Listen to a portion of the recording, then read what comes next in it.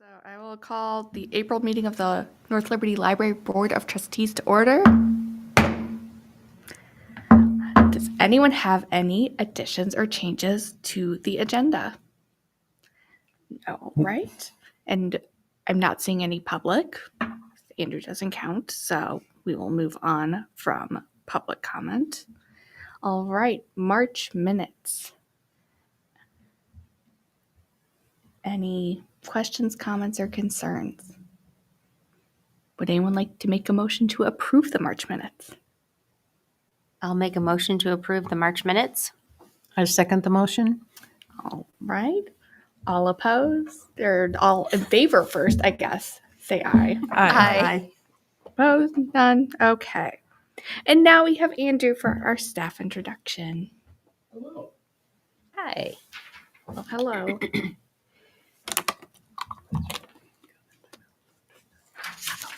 Hello, everyone. Hello. Hi there. So yes, I'm Andrew. I'm the collection developments librarian at the library. And tonight we thought we would just sort of walk through what I do, how it, what's that? The magic. How the magic happens. So let me just refer to my notes here. I feel I'm not as prepared as I normally am. So our book budget for this current year is $56,000, and previously we were at like 48 to 52. So I aim to spend between like $900 and $1,000 in a week on books. So that gives us about 70 books a week that we're getting delivered to us, and that seems like a good amount that we're able to like process and get cataloged and onto the shelves. And anything over 1,000 has to be approved by city administration. So even though I have an extra like $330 a month I can spend, I still do like 990 week to week just so we don't have to worry about approving each week. I have slightly I have a lot of carts going in our software, so I have stuff earmarked for purchase from now through the end of the year, because there are release dates for authors' works, and then I just did it for May. I then go through, so I have a cart for each month, and then as the month gets closer, so I just did it for May, I break it down into the individual weeks and sort of plan out what we are getting and which week. So then that's kind of the, I guess, more nuts and bolts of like when, but then also how I decide what we're purchasing. A lot of it is it's major authors, ongoing series that folks just sort of assume that we would have. James Patterson, Danielle Steele are always have stuff coming out. But it's also knowing new authors that may not be on radars yet, and sort of trying to guess what people might ask for. So I read lots of reviews. We subscribe to a review journal, and then a couple of the library journals that like Jenny and Jennifer, and then one that Aaron gets, they usually have book reviews in it as well, and I usually glance at those. I usually even look through like People magazine, because there are usually books listed in there that may not have been on my radar, but they could be for other people. So just sort of keep my eye on things. A lot of the times my review sources have like publishers, this many million copies are being published. So you sort of have an idea of how confident the publisher is in it, and sort of what sales might be expected, and then sort of what our potential demand could be. Then I also get emails from like several bookstores, again, just to sort of have an idea of what's coming out. I don't really look at those for review, more like, oh yeah, the Patterson's coming out, and then if there's a title I haven't heard of there, then I will go and like seek out reviews for it.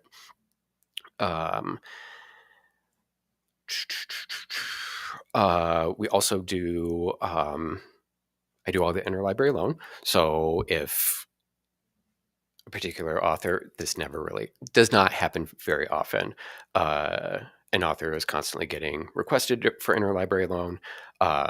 It's like, well, we might as well just purchase some of these. In terms of interlibrary loan, or just requests in general. So be it for purchase or for interlibrary loan. I get like 8 to 10 of those a week. Most of the time it's for something that is, out next week and they just want their, a name on it. Or it's from an author that like our copy has disappeared, book number 2 of a 7-book series. So it's, filling in holes like that.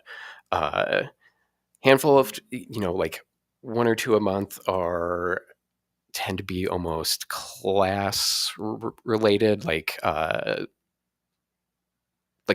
almost like a textbook or required reading, which sometimes are harder to get, or only like the college libraries have them for interlibrary loan. Those tend to be, like $150 each and are kind of limited use basically for the person asking for it. So I don't generally get those, but sometimes it can be hard to get them interlibrary loan because there's just not always a lot of libraries that have them. And if they are, they're like the academic libraries.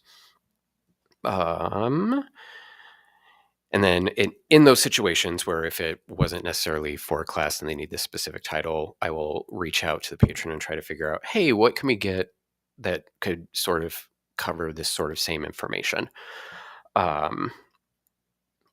So we, in those situations, because sometimes what folks are asking for are on sort of like a best of list that they found like on social media, which is great, but sometimes sometimes the authors or the titles are older or self-published, which can be hard for us to get self-published stuff, because our vendor doesn't always have access to them.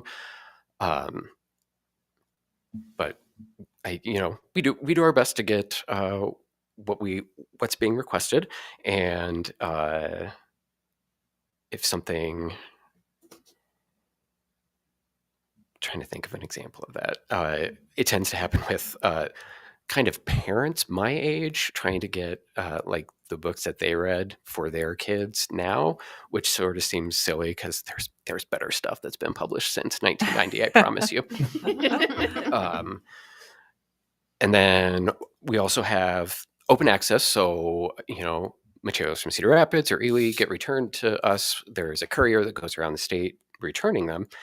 So I always look at those just to sort of have an idea of what our patrons are checking out, that because 9 times out of 10 those materials we don't have copies of, just to sort of have an idea of, what are people getting from other libraries that we don't have.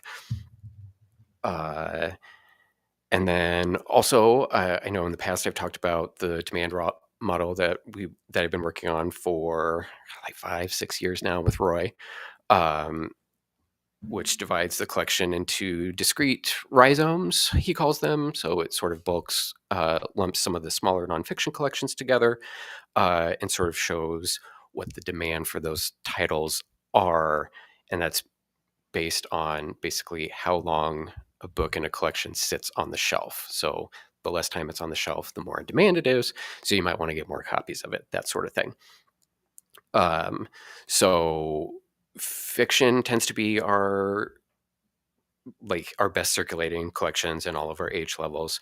So sometimes it's really nice because I'm able to go in and search by author in these reports that Roy's made for me, that we can see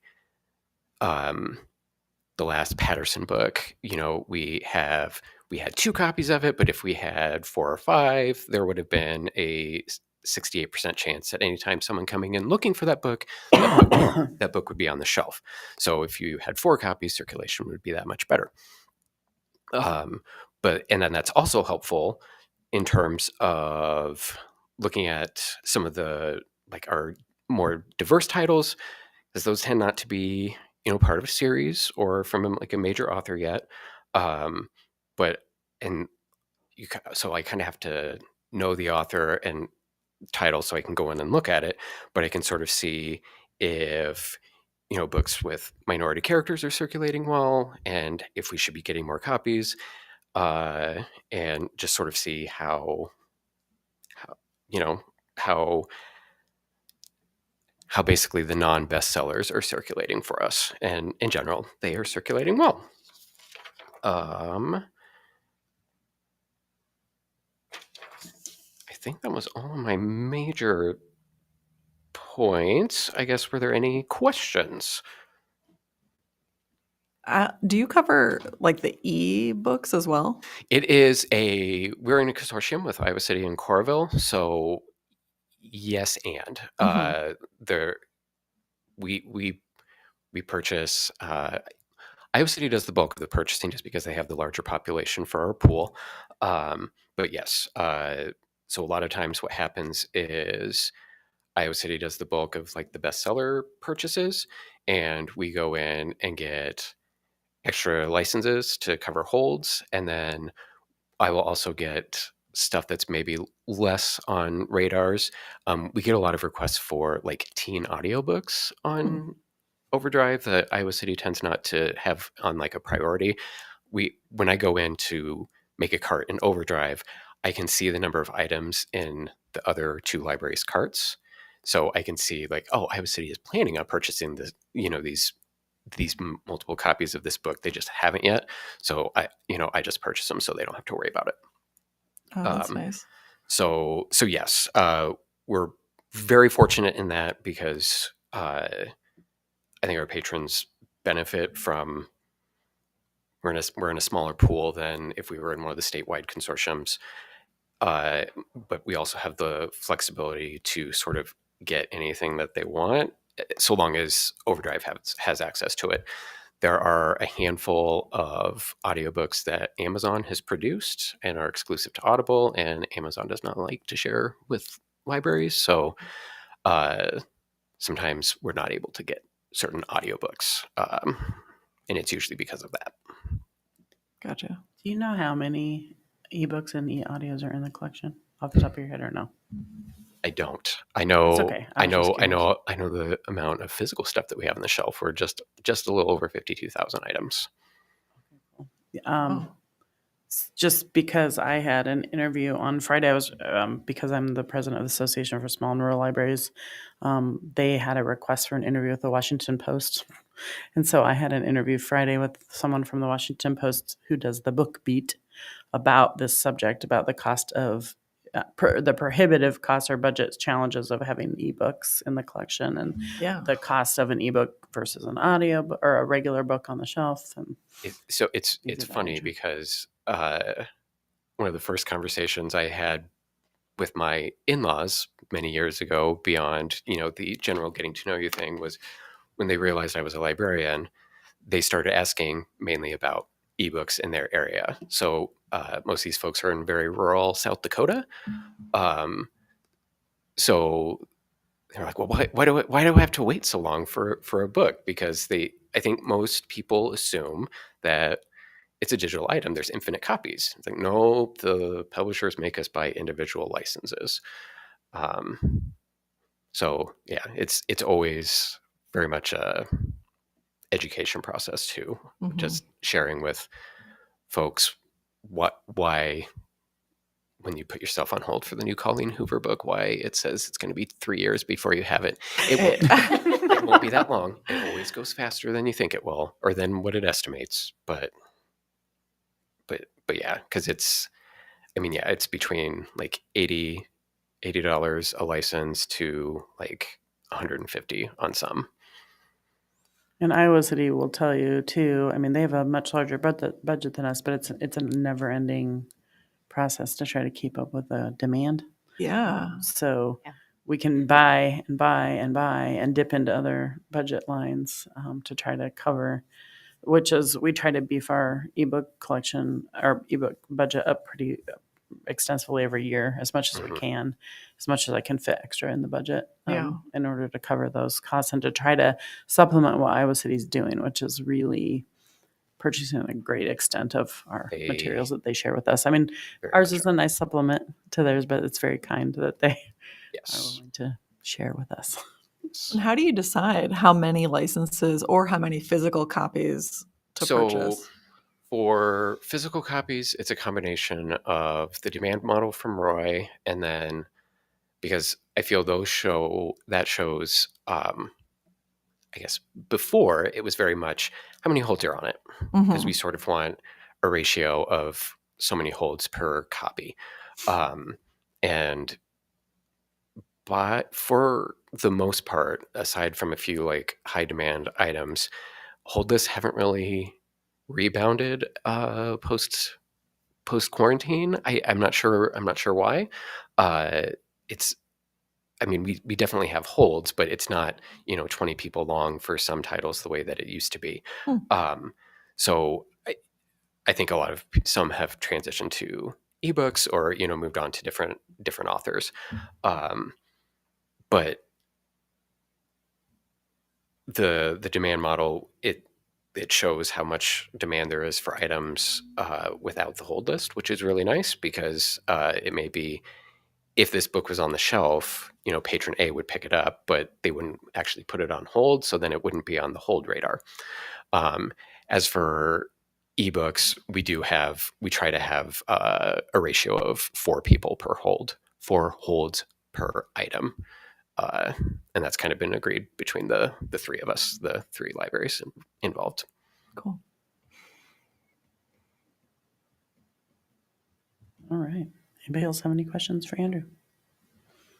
That was awesome. Thank you. That's Yeah, great. thank Thank you so much. Thank For you. coming in on your day off. Yes. Oh. I had And the day off, and And I told him he could pass it, but I'm making a note to look into that book for you, Jessica. I really look forward to discussing it. All right. I'm expecting a book report. Oh, I'll get one. Yeah. Okay. Yeah. All right. Thank you very much. see you later. Thanks, Thank Andrew. you. Bye. Have a Thank you good so night. much. Excellent. All right. Next up on the agenda are reports. All right. So the budget report, which I just realized on my report that I didn't put the average, which is 75% because it's 9 months in, so it's not too hard. We are, as per usual, sitting really well, and you can see the places where we buy ahead of time.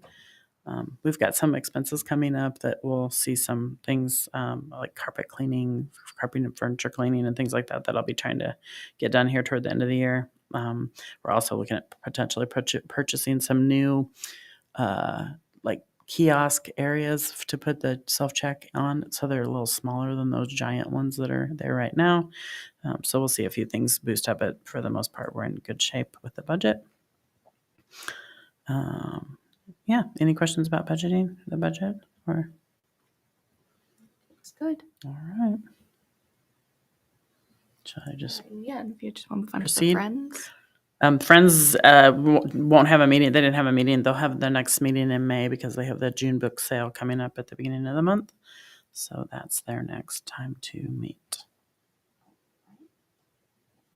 Here's your report.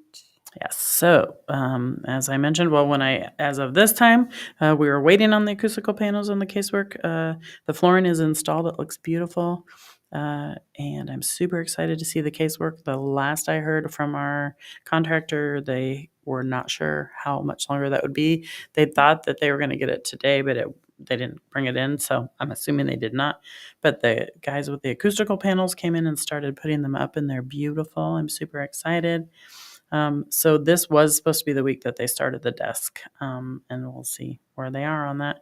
I think they're in good shape, so I don't think it'll take them too long. I'm not overly concerned that it didn't show up today because he called me last week.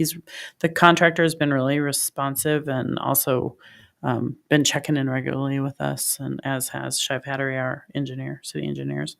So I think we're doing well, and it's a great talking point for people when they walk in and go, for the first time they've been in to see it, so it's been fun. The FY24 budget was approved, so we are set. with that last week. So our assistant adult services position, which is Corey Braze right now, will shift to full-time in January. So that position the big thing that they'll be doing is taking on the role for the summer lunch program. They'll be in learning mode this year. Corey will be working with the person that they hired to coordinate it this year. That's a temporary position so that it becomes a permanent part of the city's position, which I think is super important. So we're excited to have that underway. And then I was going to ask Andrew to stick around for this. Part of the reason I had him come tonight was because to talk about the collection development policy considerations, which we can do down below when it's, I think I put it, we have it in like new business or old business or somewhere, or just, under old business, just to talk about it. We can talk about it then. Oh, I just closed my thing. But I just wanted to give some listings there so that we could go through these things when we get there. As far as staff updates, I would love to say that we are fully staffed, but we do know that we have 3 of our part-timers graduating from library school this year, and they've all indicated that they will be probably departing in the next few months. So we will have 3 part-time openings. So that will be challenging. I think we're just going to probably try to fill them all at once if we can get a good applicant pool. The good news is that at least with the adult services position, if that's any indication, we had quite a few applications. So I'm hoping we'll see the rise of applications coming back in, and that's not just a one-off from that position. We are having our in-service training on the 28th of this month.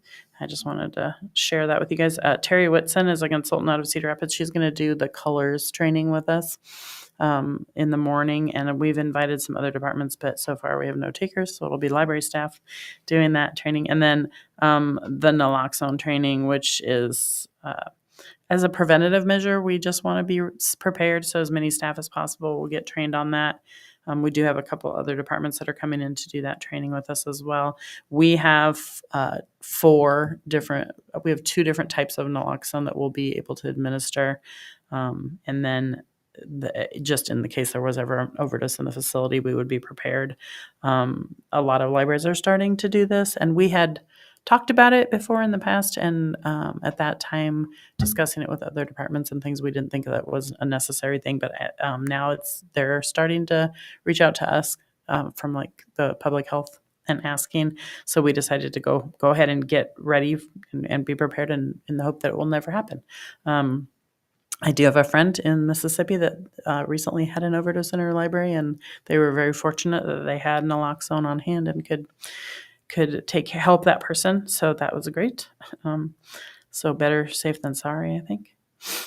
Somebody said that they were complaining about their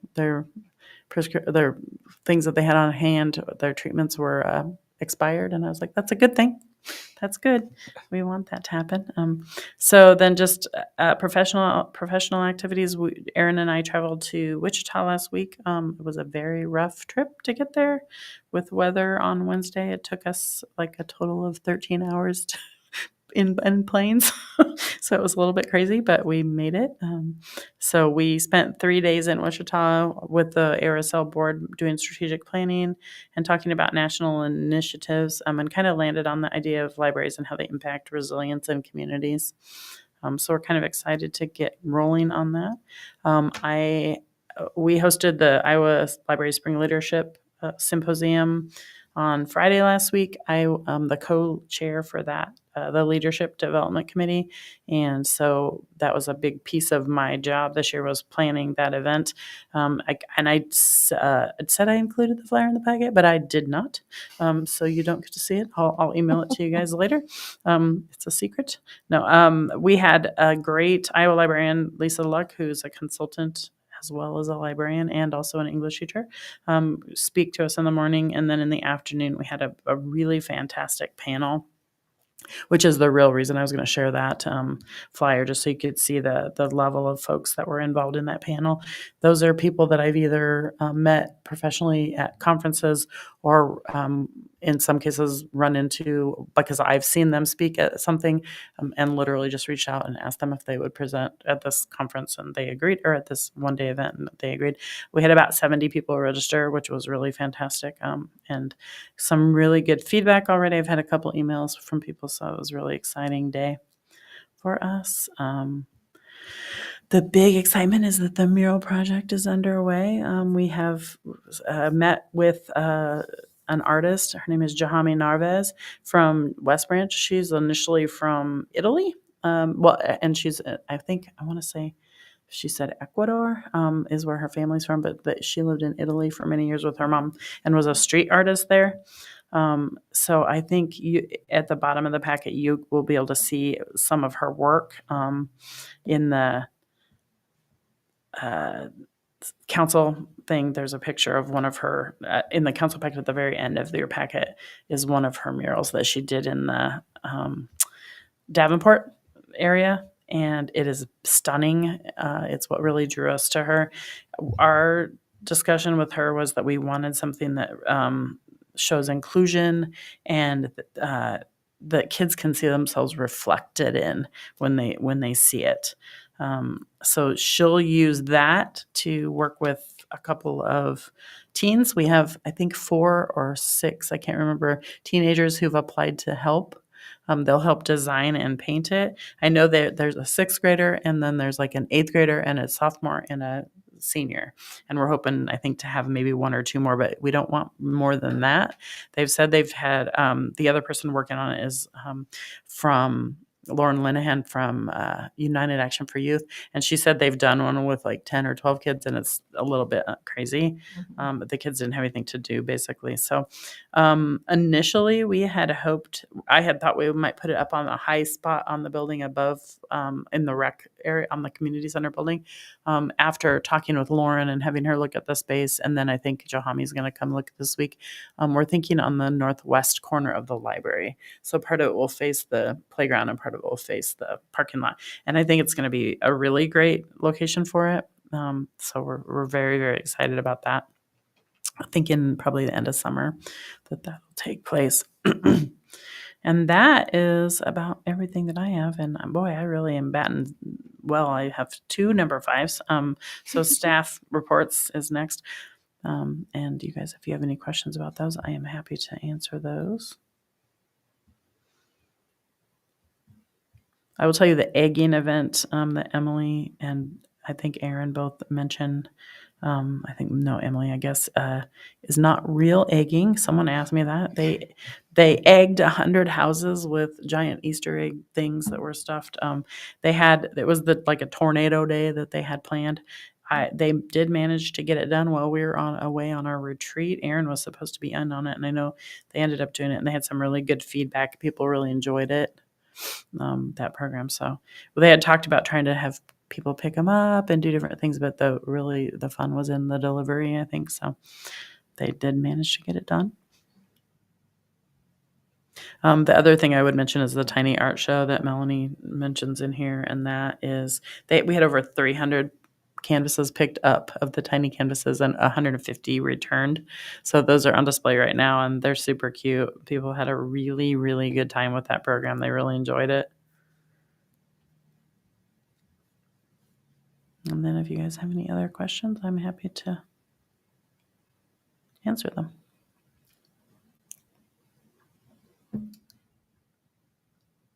All right. Well, should we move on to our policy review? We have the volunteer policy up first. There's a lot of changes on both of these. I kind of went a little wild when I was working on them.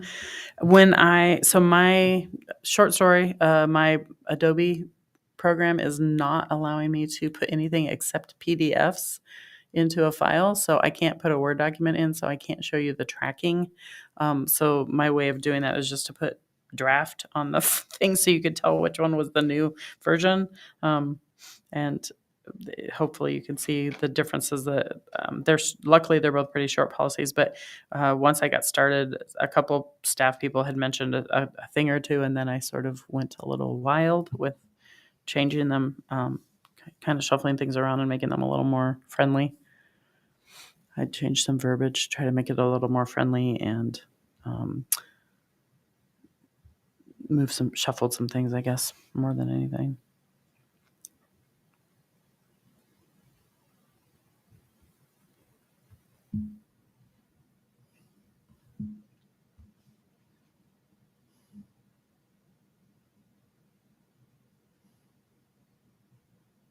I don't know if you guys had any questions about them or comments. It seems like the volunteer policy is more streamlined, so I think that looks good. I think it reads better.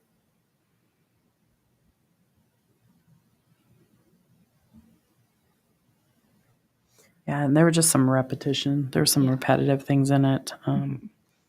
They tried to get out of there.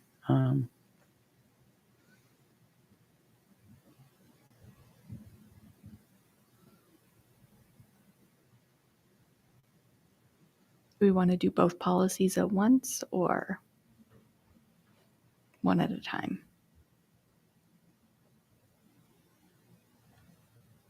I'd say unless somebody has anything specific that they'd like to address in one of them, maybe both. Okay. I have a question about the proctoring policy. Sure. How often does that actually come up?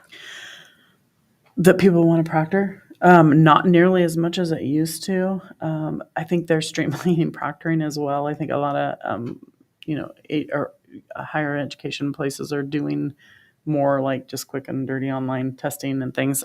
We don't see it nearly as often. When I first, a few years ago, we had people bring in paper or we'd have to print them out that people would email, and we'd have to be really strict. You can't take your bag in the room or different things. We don't see that much anymore.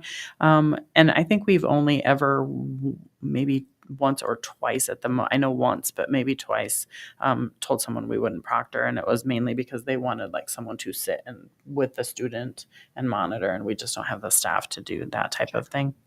If they have super rigorous standards, we wouldn't be able to. I think it's important to have it in place so that we can just point to it if we need it, but Sure. it really doesn't get used nearly as much. I think there's so many people who are doing distance learning now that it's changing the way it's done. Mhm.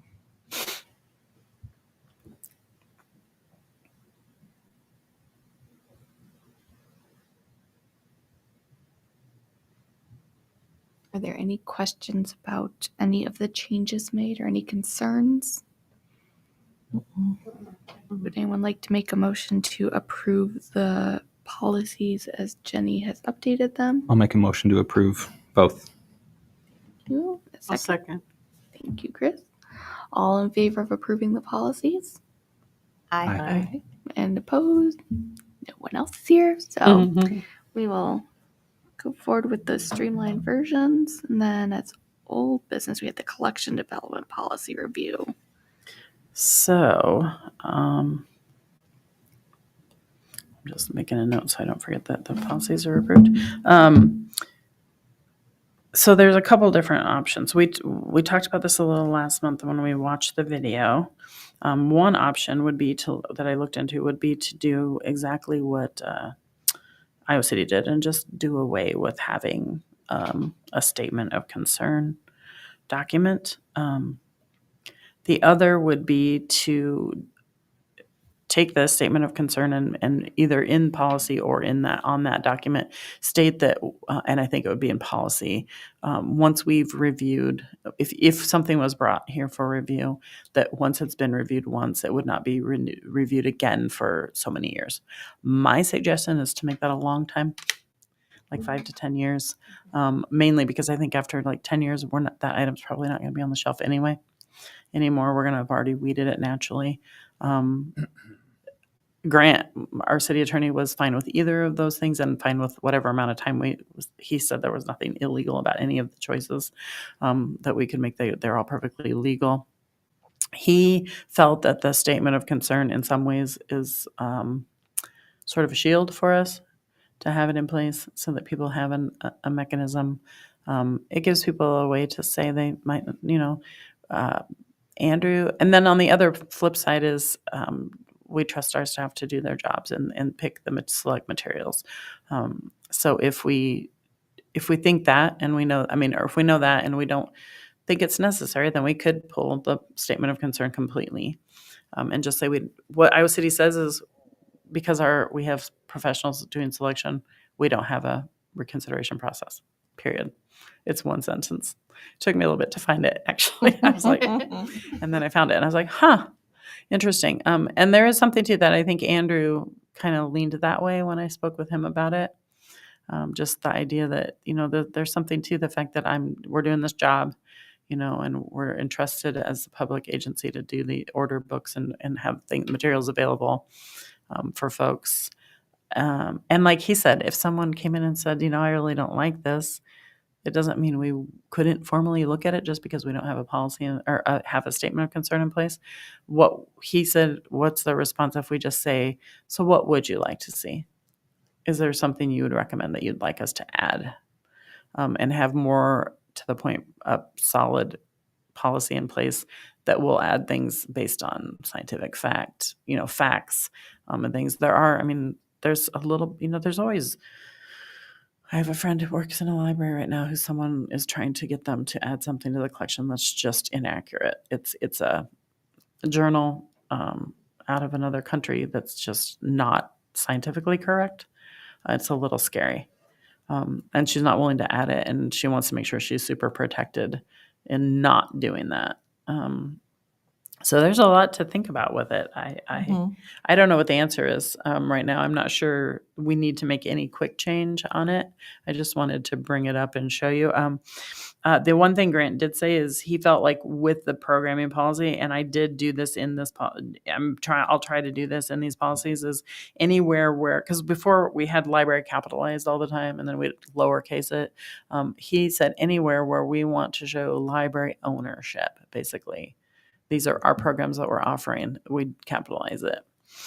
So I think that's an important review thing that we need to just start doing as we're doing policy. I don't think I missed any in here, but I could have when I was going through. There's not a lot of places actually where it's even worded. So, and that's for another whole, that's just to say this policy is in place for this library specifically. So I don't know. Do you guys have any thoughts about it? Or strong feelings one way or another? Have you always had the statement of concern form available? Yes, it used to be called reconsideration policy. We changed that, I think, last year. To do that, you'll need to be online. Sorry. All right, Mr. iPad. I'm taking notes. It's a tough. I think I don't feel strongly one way or another, but I do think that there's pros and cons to both, right? Like the shield comment, I think, in a way, this form's existence protects staff in the library from having to have any kind of face-to-face confrontation, right? Like if someone came in and said, I don't want this in the library, they could hand them this form, right? And so in that way, I think it can be helpful and also creates a paper trail of the interaction. Mm-hmm. I also feel like it I don't know. stops people from being able to jump levels and Which is what I think. Yeah. right Grant's and go point straight was. to go Mhm. straight to the city council or whatever. Like Right. there's a policy in place to kind of weed through Mm-hmm. things that may not make it through a review otherwise. Yeah, which is what I think Grant's point was. And I That's think that's where I'm leaning. Mm-hmm. And I think also, so if we have someone come in, a lot of times they just want to be heard. A lot of times, and we don't typically have anyone come in and ask us to remove anything. In fact, we did one time, and it was actually that I know of, filled out the form, and it was actually an inaccurate form or inaccurate piece of material, and we took it out. Mm-hmm. It wasn't for anything that the material was bad or egregious in their mind. It was just, it wasn't accurate. So we removed it from the collection. It was a poorly published thing in a pamphlet almost in book form. So I think that there's some merit to having that in place. We have the staff trained to listen and offer guidance and offer, exactly that, we try to have things in the collection for everyone. Make those statements. We can, if there's something you'd like to recommend that you'd like in the collection, instead, that you don't have to read it, but we want to make it available for everyone else, all the things. And then as a last resort, that to hand someone the reconsideration form or the statement of concern form. I think in the past, my mindset was bury that form and make it as hard as you can to fill out. And then don't give it to them unless you really, really have to. I've kind of changed my idea about that, more to the point of we're here to serve people, and it's a service. If they choose to look at a piece of material and they're not thrilled with it, to bring that to our attention. Chances are, in 99.9% of the cases, we're not going to remove the material. But I think the way we have worded it now, and it's in here, and Grant pointed that out too, that he really liked the things, the way the questions we have for them to answer specifically. It's short, it's easy to fill out. We're not trying to make a big hoop for them to jump through, which is what we used to be our formula. Let's make them jump through some hoops if they're going to do this. Yeah. And that's not the point. I did point out to Grant, people don't go into Fairway and say, I don't like these, I don't want you to have them on the shelves. And he just pointed out that we're a public facility. And but I mean, again, he was indifferent. He said it would, whatever we wanted to do. That was his advice. So There's also potentially value in like the data collection aspect of a form like this, right? So let's say all of a sudden people did start filling out these forms.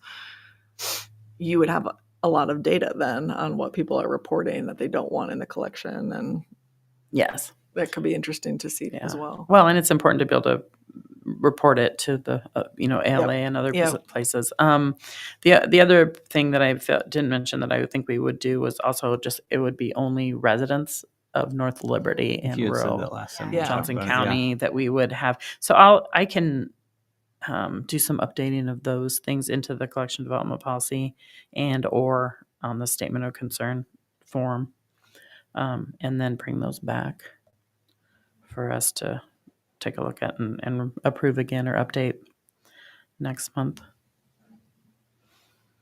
if that works. Yeah. Yeah, I think so. Good. So consensus is we're going to leave the form and just update to those things. Okay, that sounds great. All right. Well, does anyone have any new business? All right. Well, that's the agenda. That's all we got for this month. All right. Who wants to make a motion? Did you guys have an amount of time you want me to put for how often you would review I a? mean, you said 5 or 10 years. And Yeah. I think, I mean, 10 years 10, probably would be yeah. like weed it out by then. So Okay, Yeah, if you're gonna do it, make it count. that's right. That's right. All right, great.